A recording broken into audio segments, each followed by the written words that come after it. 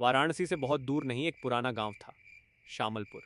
लोगों का मानना था कि यह गांव कभी बहुत शांत और सुखी था, लेकिन पिछले कई सालों से इसके ऊपर किसी अदृश्य परछाई का साया है। हर दिन सूर्यास्त के बाद गांव में ऐसा सन्नाटा छा जाता मानो किसी ने हवा को भी कैद कर दिया हो। बच्चों की आवाजें, बड़ों की बातें सब रुक जाते, दरवाजे बंद, खिड़कियां खींच दी जाती, क्योंकि रात में गांव के बाहर स्थित पुराने कुएं के पास कुछ चलता था, कुछ जो इंसान नहीं था। गांव वाले कहते थे कि वहां एक चुड़ैल भटकती है और उसके साथ एक भयानक प्रेत भी है जो कभी किसी पर अचानक हमला कर देता है, कभी किसी की आवाज बनकर पुकारता है।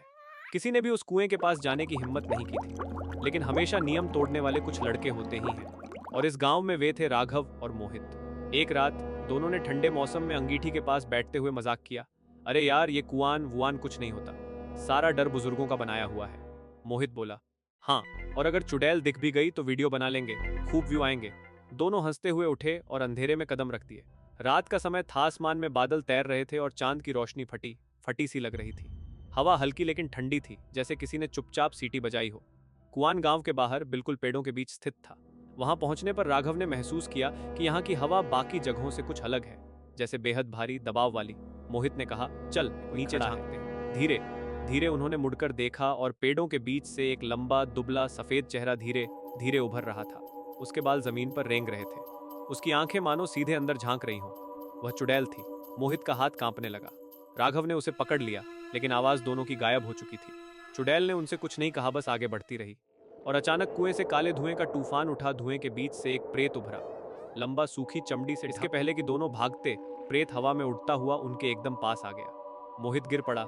राघव ने उसे खींचा, लेकिन उनके पैर मानो जमीन में धंस रहे थे। उसी समय दूर से एक तेज पीली रोशनी आई। पेड़ों के बीच से कोई उनके तरफ बढ़ रहा था। वह थे तांत्रिक बाबा त्रिवेणीदास, गांव के पुराने रक्षक, शांत लेकिन शक्तिशाली साधक। उनके हाथ में एक पुरानी मिट्टी की लालटेन थी, जिसकी रोशनी असामान्य रूप से चमक रही थी। बाबा ने आते ही राघव और मोहित को पीछे किया और बोले, तुम वापस जा सकते हो, जो यहाँ है उनसे सामना मैं करूंगा। प्रेत गुस्से से गुर्राया।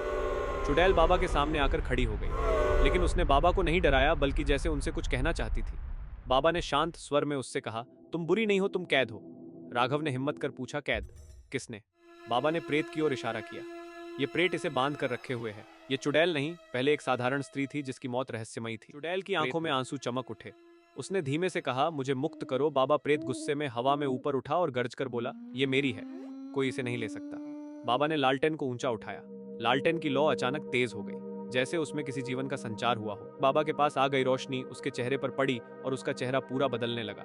वह धीरे धीरे अपने पुराने मानवीय रूप में आने लगी, एक मासूम, डरी हुई स्त्री। प्रेत डर रहा था, पीछे हट रहा था। बाबा एक कदम आगे बढ़े और बोले, डर पर बना हर अस्तित्व रोशनी में मिट जाता है। लालटेन की रोशनी फैल गई। प्रेत चीखा, धुएं में टूटने लगा, उसकी लाल आंखें बुझ गईं। कुछ ही पल में वह हवा में विलीन हो गया। चुड़ैल की आत्मा शांत हो गई। वह पूरी तरह एक सुंदर, सरल स्त्री बन गई। उसने बाबा की ओर कृतज्ञता से देखा और आसमान की ओर उठने लगी। उसके शरीर से हल्की, सोने जैसी रोशनी निकल रही थी। अंत में वह हवा में घुल गई, जैसे कभी थी ही नहीं। राघव और मोहित अब भी कांप रहे थे। बाबा उनके पास आए और बोले, याद रखना, डर अक्सर उतना बड़ा नहीं होता जितना हम उसे बना लेते हैं। तीनों गांव की ओर लौटने लगे। सुबह की पहली किरणों ने शामलपुर को वर्षों बाद एक नई, ताजी शांति दी। कुएं के ऊपर से अजीब बोझ हट चुका था। लोग पहली बार रात करने लगे, और बाबा, जैसे वे हमेशा से जानते थे कि वह रात आने वाली है, उनका काम पूरा हुआ और वे धीरे धीरे जंगल की ओर वापस चले गए, नई यात्राओं, नए रक्षकों की ओर।